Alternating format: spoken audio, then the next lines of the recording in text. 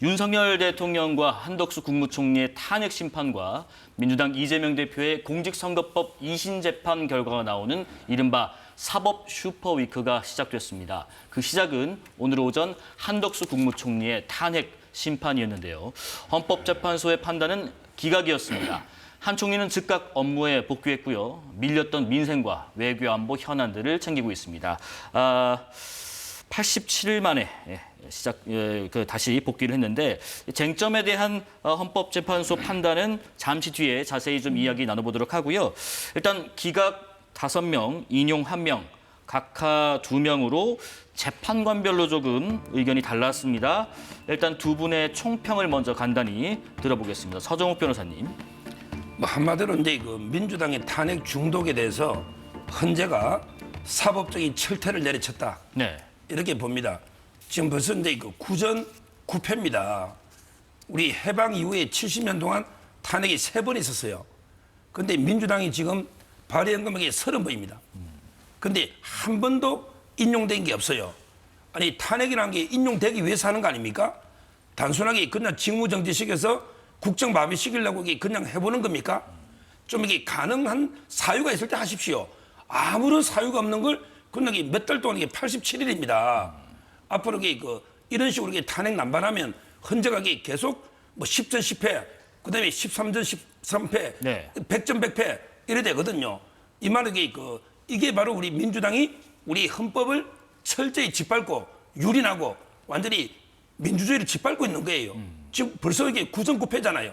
이러면 국민 앞에 죄송합니다. 무릎 꿇고 큰절하고 석고대도 시원찮은데 또 뭐라고 할 말이 있는가 봐. 그래도 뭐라고 핑계를 막 대는데 이 정도면 진짜 국민 앞에 한번 반성해야 됩니다. 네. 국력만 낭비하고 소진된 시간들을 보냈다고 하셨습니다. 장현주 변호사님 의견도 들어보겠습니다. 글쎄요, 결과론적으로는 기각인 것은 맞지만 그 내용 면면을 들여다보면 한덕수 총리가 결국 위헌적인 행위를 했다라는 부분을 인정한 부분이 있습니다. 아시다시피 헌법재판관을 국회에서 추천했음에도 이걸 대행으로서 임명하지 않는 것, 헌법상 보장되어 있는 국회 구성권 침해하는 것이고요.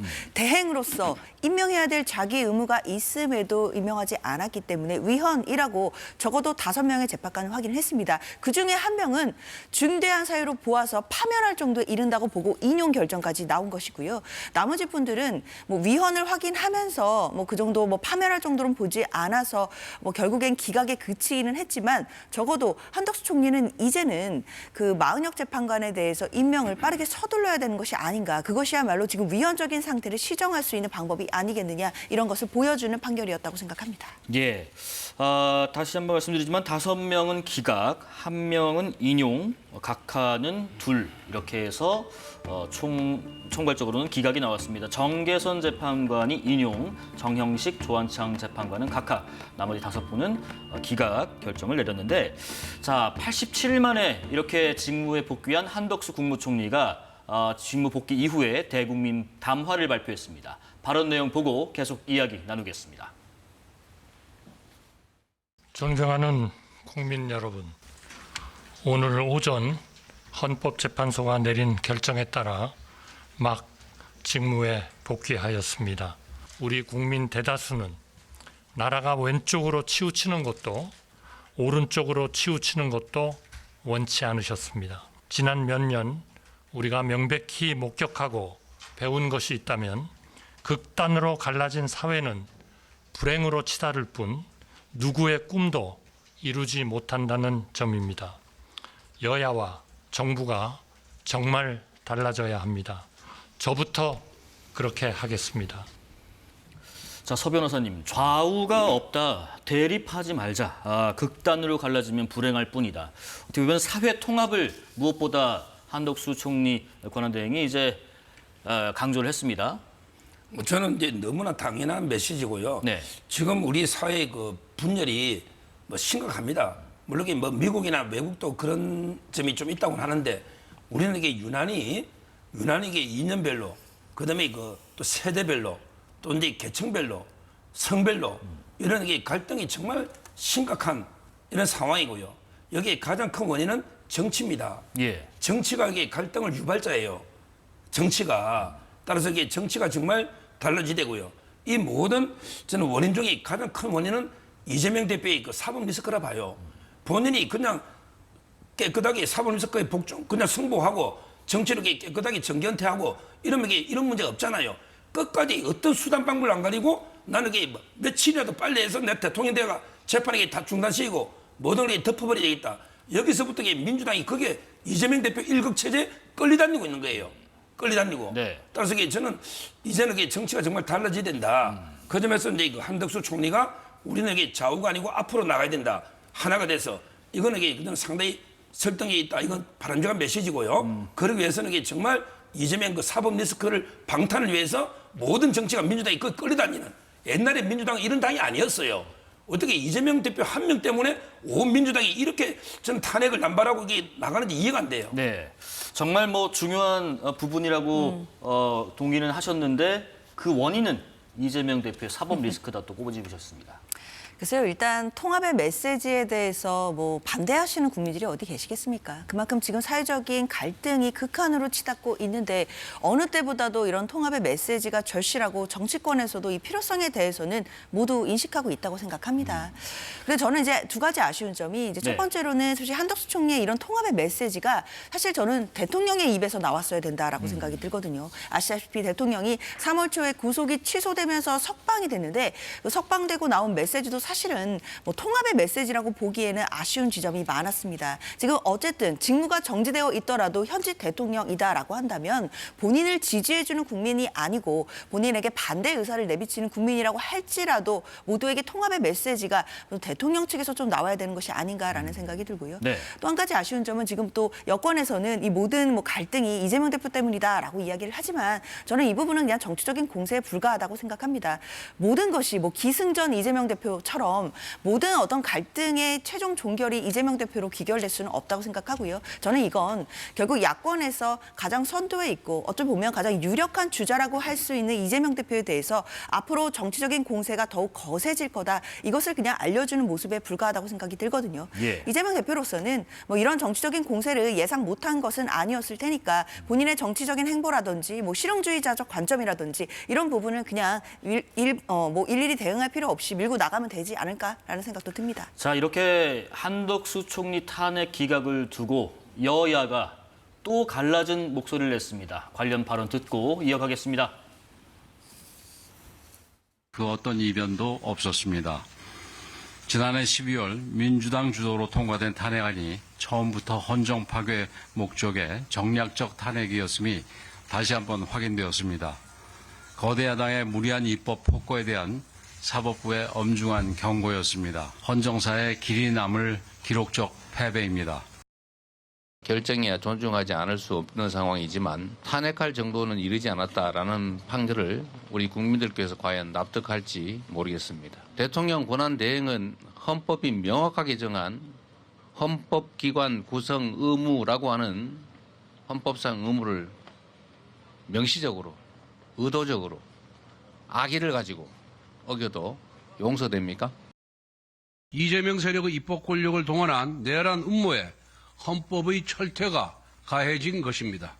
당연한 결과입니다. 헌재가 뒤늦게나마 한덕수 대행의 직무 복귀를 선고한 것은 다행스럽지만 의결 종족수를 151석으로 판단한 것은 대단히 유감스럽습니다. 이는 헌재가 대통령 권한대행에 대한 거대 야당의 무제한 탄핵 면허를 부여한 것입니다. 헌법재판소가 한덕수 총리 탄핵을 기각했습니다. 유감입니다. 그러나 헌법재판소는 정족 의결소와 관련 대통령이 아닌 총리의 경우 제적위원 과반수가 적법하다고 분명하게 결론 내렸습니다. 또 국회 추천목 헌법재판관 3인을 임명하지 않는 것이 위헌이라는 점도 분명히 했습니다. 자, 우선은 여야 원내대표가 모두 짚은 그 내용 잠깐 얘기를 좀 해볼게요. 권한대행의 탄핵소추 의결 정족수를 어떻게 할 것이냐 이 부분인데 이에 대해서 헌법재판소는 국무위원 기준인 제적 과반이라고 좀 봤습니다. 그러니까 대통령 탄핵 정족수인 200석이 아니라 151석이 맞다는 건데 정형식 조한창 재판관은 반대로 각하 의견을 내기도 했고요. 일단 장현주 변호사님 네. 의견 먼저 좀 들어보겠습니다. 사실 이 부분에 대한 정족수 부분은 계속해서 논란이 있었던 예. 지점인데요. 왜냐하면 한덕수 총리는 뭐 총리의 지위를 갖는 상태로 권한대행직이었기 때문에 과연 이때는 탄핵소추 정족수를 대통령이 준하는 200석으로 봐야 할지 네. 아니면 총리에 준하는 151석일지 이 부분에 대한 계속적인 논쟁은 있어 왔습니다. 그런데 이 부분에 대해서 물론 각각 의견 두 분이 계시기는 하지만 결국 헌재에서 이 정족수에 관한 부분은 이제 매듭지어졌다라고 봐야 될 것입니다. 결국 이 사유는 총리가 대통령과 다르다는 것, 이게 본질적인 이유일 거라고 생각합니다. 결국 대통령은 국민들이 뽑은 선출직 공무원이고 대통령이기 때문에 200석이라는 가중적인 정족수를 두고 있다라는 헌법의 취지를 우리가 다시 한번 새겨봐야 될 것 같은데요. 그렇기 때문에 총리가 물론 대통령이 직무가 정지가 되는 바람에 대행이 됐다라고 하더라도 대통령이 되는 것은 아니거든요. 말 그대로 대통령의 업무를 대행하고 있다라는 상태일 뿐인 것이지 그 직위 자체가 대통령으로 올라서는 것은 당연히 아니기 때문에 총리에 준하는 151석으로 얼마든지 탄핵소추를 할 수 있다라는 부분을 헌재에서 확인시켜 준 것이고 이 부분은 상당히 의미가 있다라고 생각합니다. 이미 뭐 매듭 지어진 것이다. 더 이상 재론의 여지가 없다. 이런 의견 주셨네요. 그런데 민주당에서요. 네. 그 김태규 방통위 부위원장 있죠. 부위원장에게 탄핵 사유가 원래 안 되거든요. 탄핵 대상이 아니에요. 그런데 이진숙 위원장이 직무 대행을 하니까 대행은 대행이다, 위원장이다. 예. 이렇게 탄핵하겠다고 했잖아요. 그러면 이게 민주당이 김태규 부위원장 탄핵하겠다 한 건데 사과해야 되고요. 그다음에 비교법적으로 보니까 외국의 그 영미법은 이제 그 상하원이 있잖아요, 탄핵이요. 그다음에 프랑스, 독일이나 딱 이렇게 별도 재판소가 있거든요. 외국에는 주로 판사가 탄핵이 많아요. 근데 판사도 대부분 3분의 2입니다. 탄핵을요 과반으로 하는 나라 거의 없습니다. 판사들 탄핵도. 네. 저는 과반이라는 거는 어느 당이나 과반이 어느 당이나 있죠. 다음에 총선해 보면 한 석이라도 많은 과반이 있을 거예요. 이런 과반 가지고 아무나 국가원수까지 직무대행요. 아무나 막 탄핵하고 판사도 탄핵하고 장관 탄핵하고 검사 탄핵하고 이런 나라 없습니다. 네네. 좀 이게 요건을 저는 오히려 대통령뿐만 아니라 일반 대상도 3분의 2로 가중할 필요가 있다. 그러면 이게 남용을 막아요.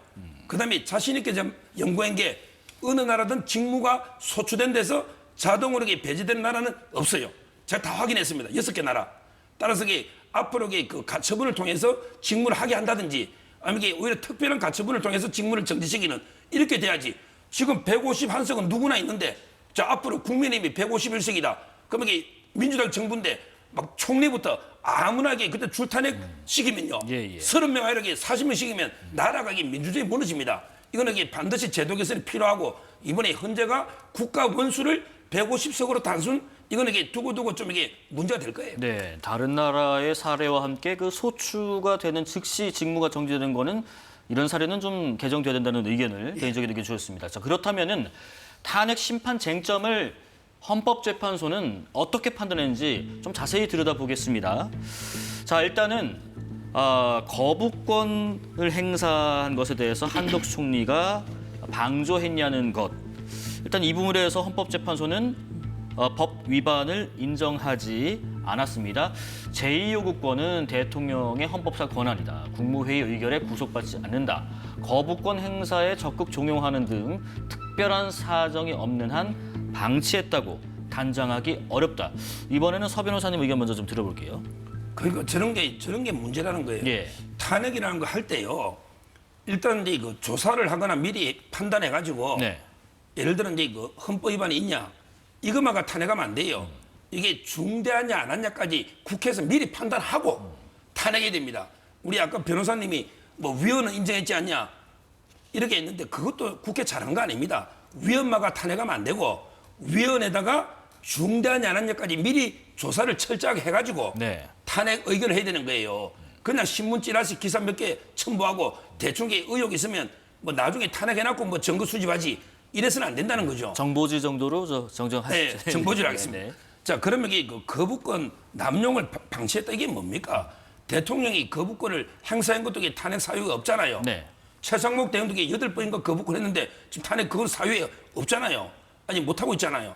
따라서 저는 이런 사유를 하더라도 좀 중대하게 헌법 위반이 되는 걸 철저하게 미리 조사해서 해야지 거부권 남용 방지 이게 무슨 탄핵 사유냐 이러니까 이게 탄핵 중독 이야기 듣는 거예요. 네, 뭐 위헌 요소가 있다고 하더라도 그 사안이 중대한지 파면에 이를 정도가 되는지까지는 좀 판단을 했어야 됐다는 의견 주시네요. 글쎄요, 이 중대한지의 여부는 상당히 주관적인 요소라고 생각합니다. 네. 사실 결국 위헌적인 행위가 있었느냐, 위법 행위가 있었느냐 이 부분은 법 위반인지를 따져보면 될 것인데 이 법 위반 행위가 중대한지 아닌지에 대해서는 법률로 명확하게 규정되어 있는 것이 없거든요. 뭐 어느 경우에 중대하게 본다 이런 규정은 없고 다만 이제 판례나 선례를 통해서 추측할 수 있을 뿐인데요. 당연히 이 거부권 행사와 관련된 부분도 대통령이 특히나 거부권 행사가 헌법상 부여된 권한이라고 하더라도 이해충돌 요소가 있다면, 즉 이해충돌 위반 여부가 문제가 되는 상황이다라고 한다면 거부권 행사하지 못하는 것 아니냐라는 의견도 분명히 존재했고 당시에 한덕수 총리가 그러한 거부권을 사용하도록, 남용하도록 종용하거나 방치한 혐의가 있는 것 아니겠느냐라는 부분이 탄핵소추 사유로 들어간 것이었는데요. 만약에 이 부분이 인정된다라고 한다면 저는 매우 중대한 사유라고 당연히 생각을 합니다. 예. 대통령의 거부권이라고 할지라도 언제나 언제든지 쓸 수 있는 것이 아니라 당연히 내재적인 한계가 있기 마련인데 그 한계를 넘는 상황이다라고 한다면 총리로서는 그 거부권을 행사하도록 당연히 묵인하거나 조장해서는 안 될 의무가 있다라고 생각이 들거든요. 그렇기 때문에 이 중대성의 부분은 굉장히 주관적인 부분이고 이 부분이 헌재에서 인정되지 않았다라고 할지라도 탄핵 소유 사유 자체가 아예 없다 이렇게 보기는 어려울 것 같습니다. 예, 그 중대성 여부는 어쨌든 판정을 받아봐야 된다는 말씀이신 것 같아요. 그리고 아까 그 한덕수 탄핵 심판 쟁점 가운데 세 번째 사안 국정 공동 운영 시도라는 부분, 이 부분에 대해서도 한번 살펴볼게요. 한덕수 총리하고 한동훈 당시 국민의힘 대표가 국정 공동 운영에 대해서 발표를 했었죠. 이를 두고 국회 측에서 법치주의, 권력분리 원칙 등 헌법 위반이다 주장했는데 헌법재판소는 이에 대해서도 헌법이나 법률 위반으로 보기는 어렵다고 판단했습니다. 담화 취지, 민심 수습으로 해석을 해야 된다. 대통령제 정부 형태를 몰각하려는 의도까지 보긴 어렵다라고 해석해줬습니다. 이것도 근데 황당무계한 사유죠. 이걸 이게 민주당이 왜 시비를 겁니까? 오히려 이제 국민의힘의 지지층이요. 네. 혹시 이게 그 한동훈 대표하고 해가지고 이 권력을 찬탈하려는 거 아니야? 오히려 이게 국민의힘 보수층에서 한동훈 대표를 많이 비판했거든요. 이걸 저는 민주당이 문제 삼는 게 납득이 안 돼요. 그때 한덕수 총리는요, 한동훈 대표의 그 담화를 직전까지 몰랐대요. 근데 이제 두 분이 뭐 기자회견하는데 그때 제 기억에 당사로 불렀잖아요. 한동훈 대표가 먼저 이게 기자회견하고 그다음에 그 한덕수 총리가 했잖아요. 이거 주도 연결은 이게 한동훈 대표로 보입니다. 제가 보기에 수습책으로. 네. 그렇잖아요. 근데 이걸 한덕수 총리가 이게 뭐 권력을 찬탈하는 것도 아니고 대통령에게 몰가하는 것도 아니고 이게 저는 왜 민주당에서 문제 삼아서 탄핵사를 삼았는지 이해가 안 되고 이 부분은 오히려 보수 쪽에서 한동훈 대표를 비판하는 이런 게 이슈였거든요. 네네. 한덕수 총리에게 그 당시에 근데 한동훈 대표가 오래서 간 이런 게 상황이고 민심 수습책으로 그때 대통령 하야해야 된다. 또 이렇게 권력을 이렇게 넘겨야 된다. 이렇게 민주당이 많이 주장했잖아요. 그런데 이걸 가지고 탄핵 사유다. 이건 진짜 황당무계한 거죠. 오히려 보수 사이에서 좀 비판이 나왔어야 되는데 왜 민주당이 이것을 탄핵 사유로 삼느냐 하셨습니다. 글쎄요, 저는 그렇기 때문에 민주당이 어쩌면 이 탄핵소추 사유를 삼을 때 당리당략적이나 정파적 이해관계에 떠나서 헌법 위반인지만 봤다라는 것을 보여주는 장면이라고 생각합니다. 말씀하시는 것처럼 오히려 보수 진영에서 뭐 이른바 한동훈 전 대표에 대한 뭐 비판의 여론에서 이 부분을 문제 삼는 분들이 많으셨다라고 했는데요. 네. 민주당 입장에서는 그리고 국회 입장에서는 사실 한덕수 총리와 그리고 한동훈 전 대표가 발표했던 저런 공동 담화문에 들어있는 내용은 명백하게 위헌 소지가 있었기 때문에 탄핵소추 사유에 들어간 것입니다. 여기에 정파적인 이해관계가 있을 수 없고요. 당리당략적인 어떤 계산이 있을 수가 없습니다. 이때만 하더라도 사실 탄핵소추, 그러니까 대통령에 대한 탄핵소추가 되어 있지 않은 상태였고 대통령이 그대로 있는 상태인데 어떻게 한동훈 전 대표와 그리고 한덕수 총리가 둘이 공동으로 국정을 운영하겠다라는 시도를 하는 것인지 이것 자체가 위헌이다라는 비판이 있어 왔거든요. 네. 그렇기 때문에 이것도 탄핵소추 사유로 들어간 것이고 다만 이번에 헌법재판소에서는 이 취지 자체가 민심을 수습하기 위한 것이었지 완전히 대통령제의 어떤 정부 형태를 몰각하려고 했거나 아니면 헌법에 위반하는 그런 취지가 있다라고 보기는 어렵다라고 판시했는데 저는 다소 아쉽다는 생각은 듭니다. 일단 형태 자체는 위헌적인 소지가 분명한데 취지나 의도는 위헌적인 게 아니었다라고 판단한 것이기 때문에 너무 주관적인 그런 어떤 해석이 들어간 것 아닌가라는 아쉬움도 남습니다. 또 하나가요. 지금 상설 특검 임명 절차를 회피했다는 부분인데 윤석열 대통령 탄핵 이후에 권한대행이 된 한덕수 총리가 이 특검 추천 절차를 의뢰하지 않았다는 건데 이 부분을 두고 헌법재판소는 정당하거나 합리적인 이유 없이 특검 임명 절차를 지체했다라고 단정하기는 어렵다라고 했습니다. 이게 단정하기 어렵다라는 부분도 있고요. 설명 부탁드릴게요. 이게 저는 관심 있게 본 부분인데 지금 이제 또 김건희 여사에 대해서 상설특검법을 통과했잖아요. 또 이게 또 이슈가 될 거예요. 언제까지 그 임명해야 되는지.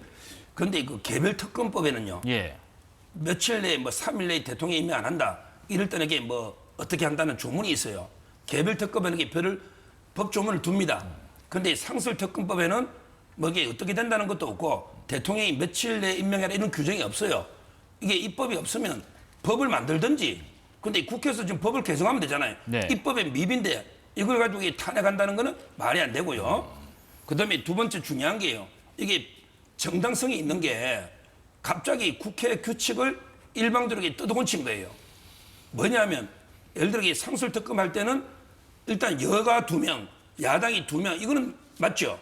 그리고 이제 중립적으로 3명이 들어와서 아마 이게 결정하게 돼 있거든요. 그런데 대통령이나 가족일 때는 우리 야당이 4명 다 할게. 이게 말이 됩니까? 특정인을 위해서 법을 일방적으로 뜯어고친 거예요. 아무리 대통령 가족이라도 2표는 줘야 될 거 아니에요. 우리가 4표 다 할게. 민주당하고 조국당 우리가 다 할게. 그럼 이게 2당이 다 해버리면 중립적인 3명은 허수아비가 됩니다.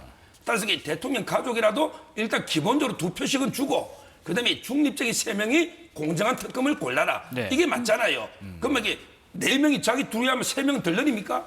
따라서 이게 이런 규칙을 마음대로 바꾸니까 임명 안 했고 따라서 이게 헌정 이런 결론이 나온 거예요.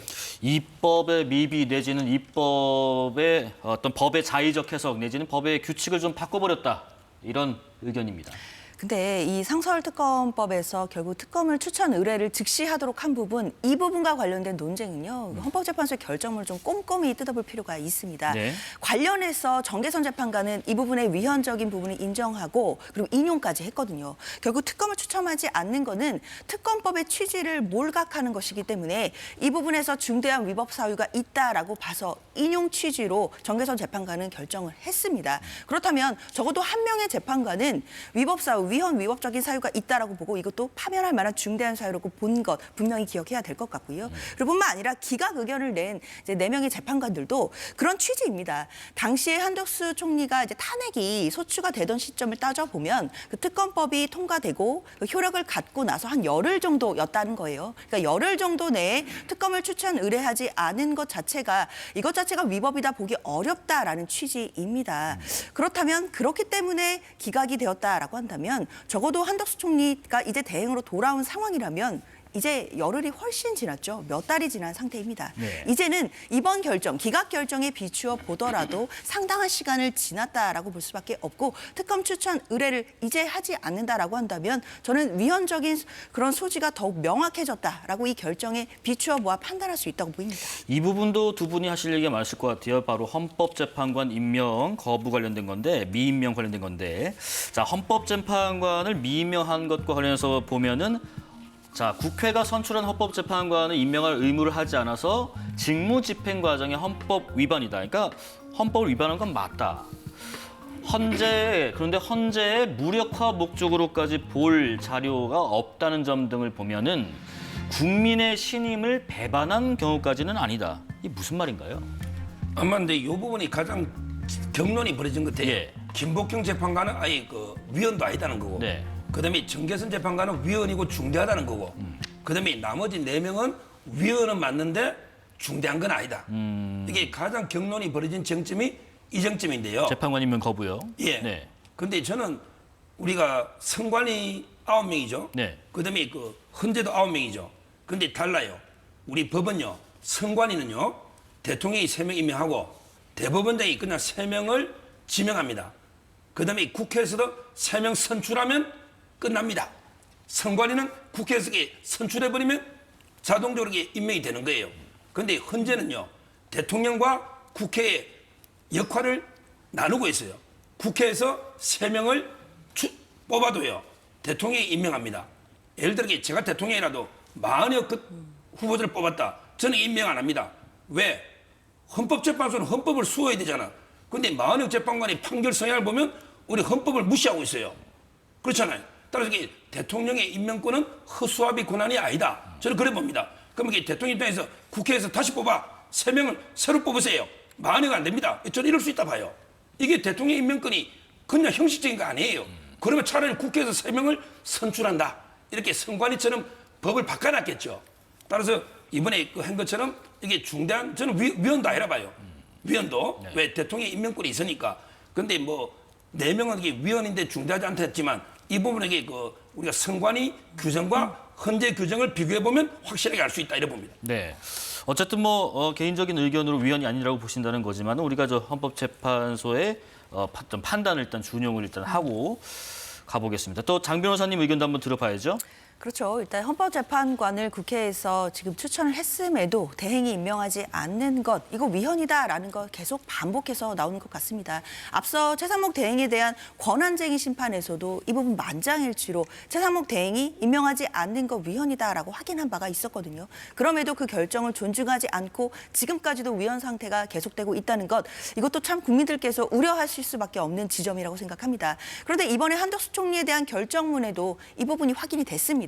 물론 결과론적으로는 기각이지만 네. 결국 재판관을 임명하지 않은 것, 그 헌법상 부여되어 있는 의무를 다하지 않은 것이고 위헌이다라고 다시 한번 확인을 했습니다. 저는 이제라도 한덕수 총리가 그렇기 때문에 이 의무를 다해야 된다라고 생각이 드는데요. 일단 위헌성을 분명히 확인했다라는 점이 분명하고, 두 번째로는 그럼 이것이 중대한 파면 사유냐, 이제 이거를 봤을 때 이제 기각되는 의견이 더 많았기 때문에 결국 기각이 되고 말았지만 저는 좀 의문이 남기는 합니다. 만약에 법률 위반 사유였다라고 한다면 뭐 조금은 중대한 사유, 아닌 사유를 나눠서 뭐 파면인지 아닌지를 정할 수 있겠지만 적어도 이건 헌법 위반입니다. 다른 것도 아니고 우리가 가장 최상위법이라고 할 수 있는 헌법을 위반한 것인데, 그렇다면 어떠한 헌법 위반은 파면이 될 만한 중대한 사유가 있고 어떠한 헌법 위반은 적당한 위반이라는 것인지 사실 납득하기는 어려운 지점이 있거든요. 네네. 분명히 위헌적인 부분이 있다라는 점을 확인한 만큼 한덕수 총리는 이 부분을 귀 기울여서 빠르게 40여 재판관을 임명해야 될 것으로 보입니다. 자, 쟁점 가운데 마지막으로 한덕수 총리 탄핵 심판 선고를 통해서 어쩌면 윤 대통령의 선거 결과를 조금은 예측할 수 있지 않겠느냐 했던 대목이 있었습니다. 비상계엄 선포를 공모 혹은 묵인하거나 방조했다는 그 사유에 대해서 헌법재판소가 과연 어떤 판단을 내릴 거냐 하는 관측이었는데, 자, 일단은 비상계엄 선포에 관여했다는 증거를 찾기 어렵다라고 판단했습니다. 비상계엄 선포 이전부터 알고 있었다는 사정을 인정할 만한 증거를 찾을 수 없다. 다시 말하면 비상계엄 선포의 헌법이나 법률 위반에 대해서는 전혀 판단하지 않은 것인가 싶습니다. 이번엔 장 변호사님 먼저 들어볼까요? 사실 한덕수 총리의 어떤 결정문이 많은 분들이 관심을 가지신 이유 중에 하나가, 물론 이 결과 자체도 중요하겠지만 결국은 대통령에 대한 탄핵 선고를 좀 미리 볼 수 있지 않을까, 또는 이 안에 힌트가 숨겨져 있지 않을까, 이런 부분 때문이었습니다. 네. 저 역시 마찬가지로 결정문을 좀 꼼꼼히 뜯어봤는데요. 특히 가장 관심을 모았던 이 비상계엄과 내란 혐의와 관련된 부분 사실 굉장히 간략하게 적혀 있습니다. 그러니까 이제 당시에 뭐 한덕수 총리가 뭐 국무회의를 미리 뭐 건의하거나 이런 부분을 인정할 만한 증거가 없다라는 취지로 지금 결정이 나왔거든요. 그 얘기는 결국 대통령이 했던 비상계엄 선포나 어떤 내란 혐의 이런 부분에 대해서는 직접적인 판단은 없다고 볼 수 있겠습니다. 그렇기 때문에 단순히 그냥 한덕수 총리가 이 부분에 뭐 내란에 뭐 동조하거나 뭐 방조하거나 이런 부분을 인정할 만한 뭐 증거가 없다라는 취지이기 때문에, 그렇다면 그 전제가 되는 대통령의 행위에 대해서는 우리가 사실 헌법재판관들의 심증이라든지 이런 부분을 예단하기는 좀 어려운 부분들은 있거든요. 그렇기 때문에 이제 대통령에 대한 탄핵 선고가 나오기 전까지는 일단 지금으로서는 뭐 함부로 결과를 추정하기는 어려울 것 같습니다. 네, 서정욱 변호사님은 어떤 생각이신지 궁금해요. 여기에 대해서는 전혀 판단이 없었는가, 아니면 뭔가 단서를 좀 찾아볼 수 있는가 싶습니다. 이것만 보더라도 이게 탄핵 사유가 얼마나 이게 내용이 없는, 완전히 알맹이가 전혀 없잖아요. 자, 비상계엄을 묵인 방조하면 어떻게 되는다? 하면 뭐가 문제인데요? 아니, 대통령이 계엄권이 헌법에 있죠. 그 계엄 선포하고 그렇게 방조하거나 묵인하면 이게 탄핵 사유가 됩니까? 이 자체가 이게 아무런 주장 자체에서 이게 탄핵이 안 되는 거잖아요. 그냥 하려면 이래야죠. 형법상에 내란이 되는 이게 계엄 선포를 묵인 방조했다. 이러면 이게 말이 되잖아요. 네. 근데 그렇게 의결했어요. 근데 갑자기 헌재 와가지고 형법에 내란을 빼버린 겁니다. 이게 대통령 뺀 거하고 똑같아요. 다만 이게 대통령은 유일하게 내란 하나로 탄핵했는데 80%가 내란인데 이걸 빼니까 아마 저는 이게 대통령이 각하가 되는 거고 한덕수 총리는 5개 중에 하나니까 아마 이게 크게 이슈는 안 됐는데 원래 통과될 때는요. 그냥 내란 행위 계엄을 묵인 방조 이렇게 했거든요. 근데 지금 보세요. 내란이라는 말이 없잖아요. 내란 말이 없잖아요. 그럼 이게 주장 자체가 이미 판단할 필요도 없어. 그래 계엄을 방조한 게 뭐가 문제인데? 계엄 방조할 수도 있고 계엄 묵인할 수도 있고 네. 계엄 건의할 수도 있지. 계엄이 뭐 잘못된 제도입니까? 우리나라에 계엄이 헌법에 없는 제도입니까? 이것만 봐도 이게 얼마나 국회가 이렇게 무책임하게 도중해요. 사유를 바꾸면 안 돼요. 그러니까 내란은 이게 끝까지 유지했어야 돼요. 그럼 이게 판단해봤겠지. 그렇다면 근데 빼버렸잖아요. 서 변호사님께서는 이 총리의 탄핵 심판 기각 결과를 두고 어느 정도는 윤 대통령의 탄핵 심판 선고를 가능해 볼 수 있다라는 말씀이신가요? 뭐 가늠해보기는 이게 어려운데 예. 왜냐하면 이게 묵인 방조를 한 적이 없다 해가 그냥 아예 기각됐으니까 윤 대통령하고 이게 이게 가늠은 안 되는데 네. 다만 이게 이런 식으로 바꾸면 안 된다 이 말이에요. 이게 주장 자체가 탄핵 사유가 아니잖아요. 계엄을 묵인 방조한 게 무슨 탄핵 사유입니까? 그렇잖아요. 계엄이란 게 내란이 될 때, 불법 계엄이 될 때 이게 탄핵 사유잖아요. 그 말이 없잖아요. 예. 이게 문제라는 거예요.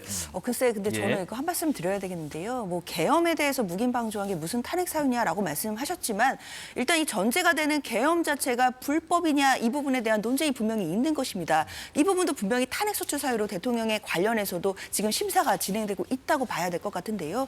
결국에는 이 비상계엄 자체가 대통령이 선포를 했는데 이것이 헌법 77조에 정하고 있는 실질적인 요건에도 반하고 절차적인 요건도 흠결되어 있다라는 것이 결국 국회의 주장인 것이고 이 부분이 받아들여지면 결국 대통령의 12상 비상계엄은 위헌적인 계엄이 되는 것입니다. 그럼 불법 계엄이 되는 것이고 거기에 나아가서 국헌 문란의 목적이 있었다라고 한다면 형사재판에서 내란 혐의까지도 입증될 수 있는 상황이거든요. 네. 그렇기 때문에 만약에 한덕수 총리에 대해서도 이 혐의 그러니까 이제 뭐 비상계엄 상황에 대해서 뭐 묵인 방조한 혐의가 있었다라고 한다면 이 부분이 만약 탄핵소추 사유에서 인정이 된다라고 한다면 이 계엄 자체에 대해서도 헌법재판관들의 심증을 알 수 있었기 때문에 오늘 결정이 중요한 것이었는데 다만 총리에 대해서는 이 묵인 방조했다라는 혐의 자체를 뭐 증거로 확인할 수 없다라는 취지였기 때문에 일단은 재판관들의 심증을 명확히 뭐 추측할 수는 없겠다라고 생각은 듭니다.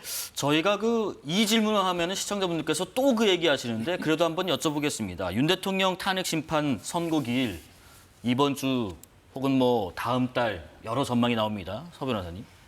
아마 이 부분은 이제 그 흠죄를 취재하기보다요. 제일 빠른 게 경호처입니다. 예. 경호는 제가 알기로 한 일주일 전부터 그 헌재를 경호 구역으로 정해서 대비를 해놔야 됩니다. 대통령이 갈지 안 갈지 모르지만 저는 뭐 안 가야 된다 건의는 하지만 그러나 갈 수도 있잖아요. 그러니까 경호처가 알고요. 그다음에 경찰이 두 번째 알아요. 경찰은 이제 한 3일 전쯤에 100m 이내를 이게 진공섬으로 만들어야 돼요. 그러니까 굳이 기자들 헌재 가서 고생해봤자 안 알려줍니다. 차라리 경호처에 취재원이 있으면 알 수가 있고요. 그런데 아직도 이게 움직이면 조용한 것 같아요. 경호처나. 네. 제가 이게 취재반 바로는 그래서 저는 아마 이게 조심스럽지만 이번 주도 이게 어렵다 이렇게 보고요. 네네. 이제 뭐 이런 늦어지는 게 만장일치를 위해서 한다 이런 이제 가짜뉴스는 그만하셔야 됩니다. 민주당 패널도 왜 7대리 확실한데 말라고 이게 이렇게 오래 끌겠습니까? 네네. 이거는 이게 그게 만장일치가 아니고 재판관들마다 오늘 봤죠. 전부 이게 막 100가지 액명이잖아요. 다 자기 생각이 다르잖아요. 아마 이게 기일은 누가 정하느냐? 문영배 소장이 정하는 게 원칙이에요. 소송 수행권으로 봅니다. 지휘권으로. 네. 원래는 이게 평일해야 돼. 이것도 이게 평일해야 되는데 이제까지 관행을 물어봤더니 만장일치로 기일을 정하고 소장이 주도권을 쥐고 있다. 따라서 이게 문영배 소장 입장에서는 알겠습니다. 안정적으로 6표가 확보 안 되니 갈등이 있으니 계속 이게 늦어진다. 이렇게 보는 게 합리적이에요. 이번 주는 좀 어려울 것 같다고 전망하시네요. 글쎄요, 저는 이번 주 가능성은 아직 열려 있다고 보입니다. 일단 오늘은 월요일이고요. 일단 뭐 이번 주까지는 아직도 한 4일이 남아 있는데 그 중에서 현실적으로 가능한 건 사실 물리적으로 내일은 좀 어려워 보이고 그렇다면 뭐 금요일 정도가 선고가 가능하지 않겠나라는 또 예상들도 많이 나오고 있는 것 같습니다. 네네. 사실 이제는 선고 기일이 언제인지 이것도 중요하겠지만 결국에는 이 결과가 더 중요한 건 아니겠습니까? 근데 뭐 지금 서 변호사님이 위원장님도 뭐 여러 가지 예측들을 주셨지만 이런 부분들은 사실 저는 진영에 따라 그리고 서 있는 어떤 위치에 따라 주관적인 기대가 조금씩은 투영되는 것이지 어떤 객관적인 자료나 또는 뭐 헌재에서 어떤 정보를 받거나 이렇게 나오는 예측들은 아닌 것 같아요. 그렇다면 결국에는 이렇게 사실은 너무나 불확실성이 많아지고 국민들도 정말 사회적으로 많은 심각한 갈등과 대립 속에서 이 대립이 점점 커져가는 양상이거든요. 그렇다면 헌재가 조금이라도 신속하게 결정을 내주는 것만이 국민 통합을 위한 또 출발점이 될 수 있지 않겠나라는 기대도 해봅니다. 오늘 또 하나 이 이벤트가 윤 대통령에 대한 형사재판 2차 공판 준비 기일이 열렸는데 다음 달 14일에 첫 정식 재판을 진행할 거라고 밝혔습니다. 서 변호사님, 지금 일단 4월 14일 오전 10시로 잡힌 상태고요. 윤 대통령의 어떤 탄핵 심판 결과에 따라서 이 형사재판의 진행 여부도 달라지나요? 법적으로는 이제 달라질 건 없다 봐요. 예. 왜냐하면 내란죄하고 외환죄는 소추 특권이 없잖아요. 따라서 그 대통령이 탄핵 기각되더라도 원칙은 이게 재판은 진행됩니다. 네네. 다만 이제 그 정인 사정에 따라 워낙 바쁘잖아요. 최상목, 조태열 이분이 뭐 정인 기일을 한번 변경해 달라 이러면 이게 한 번 정도는 이게 변경될 수가 있거든요. 네. 왜 일방적으로 이게 지정된 거예요. 오늘 검찰에서 요구해서 지정된 거거든요. 따라서 이제 두 명이 뭐 외국 순방이나 또 어떤 사정이 있으면 약간 바뀔 수는 있겠다 이런 생각이 들고요. 아마 이제 그 재판은 2주에 3번, 네네. 2주에 그 3번 정도 진행하겠다 이렇게 이야기를 했고요. 그리고 이제 그 지견부장 판사 뭘 했냐면 가장 중요한 게 그 공소에 내란 수사권이 있냐 없냐. 이게 이제 증거의 위법 수집 증거와 관련해서 증거 능력 이슈가 있잖아요. 예. 이거는 이제 일단 조금 진행해 보면서 나중에 종합적으로 판단하겠다 이렇게 이야기를 하셨거든요. 아마 근데 저는 재판은 진행 좀 하더라도 결과적으로는 이게 그 대규모 위법 수집 증거로 이렇게 내란 수사권이 없다고 되면 오히려 이제 공소기각 가능성을 점치는 뭐 금태섭 의원도 있고 조홍천 의원도 있고요. 이런 분들이 많아요.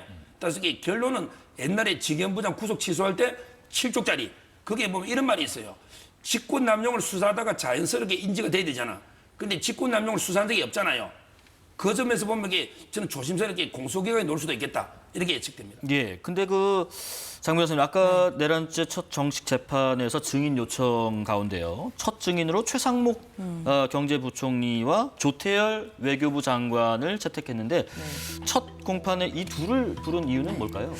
사실 아마 대통령에 대한 특히 이 내란죄 관련된 재판에서는 좀 수많은 증인들이 나오게 될 것이고 네. 또 관련해서 기록도 뭐 수십만 쪽에 이를 수도 있는 상황이기 때문에 뭐 첫 증인이 누구냐 뭐 이게 뭐 결정적인 것까지는 아닐 수 있습니다. 그렇지만 의미는 있습니다. 뭐 최상목 부총리라든지 그리고 조태열 외교부 장관 같은 경우에는 대통령이 비상계엄을 선포하기 전에 집무실에 가서 만류했다라고 알려져 있는 인물이거든요. 네네. 그때 이제 만류했던 사유가 뭐 경제라든지 외교적인 상황 그리고 국가 신인도를 크게 해칠 수 있다라는 부분을 들면서 만류를 했다라고 알려져 있는데 만약에 증인으로 나와서 당시에 대통령이 비상계엄을 어떤 결심을 하고 선포하기 직전에 있었던 일들을 증언을 할 때 대통령에게 좀 불리한 내용이 나올 가능성도 있거든요. 이제 그런 부분들을 생각해 본다라고 한다면 첫 증인으로서는 사실상 굉장히 좀 의미는 있을 수 있겠다라는 생각 듭니다. 네.